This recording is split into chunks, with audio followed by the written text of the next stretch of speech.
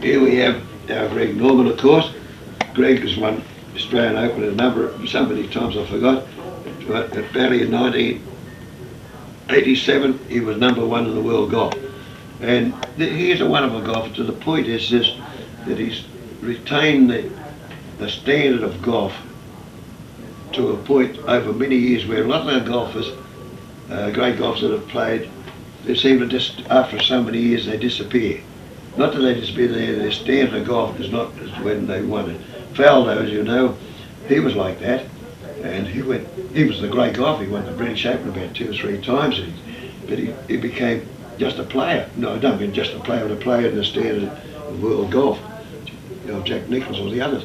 But now I see that he's done well in the last British Open, and it's pleasing because I get on well with him, and we have a lot of chats. And they say there's a lot of them sort of pick him because he has a go, but I don't blame him for some time. What I observed on one occasion, I won't go through the story, this woman said something to me and he walked away, and I don't blame him. I was told her what I thought of her too. Tom Kite, there he was, this was the British Open when I was over there in Millfield. I sketched him there. I also sketched him in 1974. He was in Australia, and he changed a little bit, but he's still the great golfer. He's won, I think he won the US titles a couple of times. I forget the records what he has, but he's one of the great golfers of America. So that's my interpretation of him. Here's another one that's playing great golf, Colin Montgomery. Colin Montgomery's, well, when I saw on TV the British Open, he's still hitting the ball well, and I think he's the leading golfer in the European for the last couple of years. So that is Colin Montgomery. Now this is the wonder lady of golf and Olympics. As you know, that if she'd have been allowed to go into about 7 events in the Olympic Games, she would have won every one of them. Because those days she was only allowed to go into 3. But then she turned to professional golf. They call her Babe, I think, after Babe Ruth, the baseball player. So she was regarded as one of the greats. She got contacted cancer, and then she recovered from that, went back to golf and won the British Open. So what a great sportswoman. I've got all the events on these little flags there. I can't read them all there out to you. But that was she came, by the way, to my mother's home. I was doing the cartoons for the Sun newspaper, and I went to the Sydney Stadium. She was out on a honeymoon with George Zaharis, the wrestler, and I did the funny cartoons, and then I went back into the dressing room after the event, the bout, and I talked to him in a few words in Greek, and he wanted to know who I was, so I could speak Greek. And then he said to me, "Can you recommend a Greek restaurant? I want a Greek food." And I said to him, "My mother's one of the best Greek cooks in the world." He said, "What?" I said, "Would you like to come out and have a meal with my mother and father?" He said, "Certainly." So 2 days later, her and Babe Ruth turned up at my mother's home. You can imagine the golf fraternity, the well-to-dos would have loved to have had them at their home. And my mother and her played around with a Singer sewing machine. And what I gather, Ruth, as a young girl of 16 or 14 or 15, worked in the rag game in New York. And we went outside to have the Greek coffee. She took my hand and said, "I'm going to read your palm of your hand." I said, "Oh yes."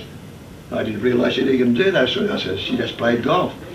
Anyhow, she read my part. She said, "You're going to live a long life, you're going to have radiant health, and you'll be a good golfer, blah, blah, blah, and you'll be well known for your work, you'll be famous."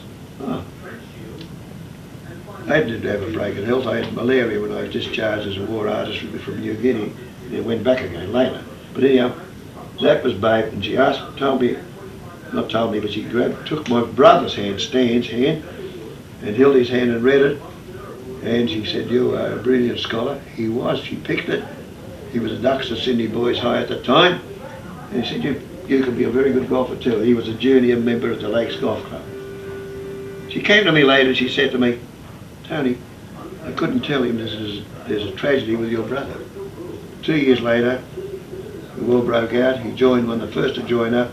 He was lost as a prisoner of war. Did she pick it? That's the girl. Who knows about her besides her golf and athletics? That she's also going to tell a fortune. Here we have Jos Maria Oldsema. Olzaba, who has won many events around. He had something wrong with his feet as far as he couldn't, he was going to give golf away, and somebody gave him, or some doctor found the cure for it, and he's become back to the status of being one of the great golfers. That's Olzaba. I got on well with him last time. He said, "What's that doing you did of me?" I also sketched him back in Muirfield in 1994. So this one, of course, is later. That's the second 1994 years later. There's another one. Here we are. That's the man that's caught the world on fire as far as golf's concerned. Tiger Woods. That's his signature. You won't get another signature there. I have 4 or 5 signatures on drawings that I did while he was here in 1994. I gave one to a charity, another one went to a testimonial, and that's the one my trips are. So fortunately for me, that one won't go for charity. I'll have to retain that one. And here's Nick Price, one of the greats and one of the most lovable golfers that play on the circuit throughout the world.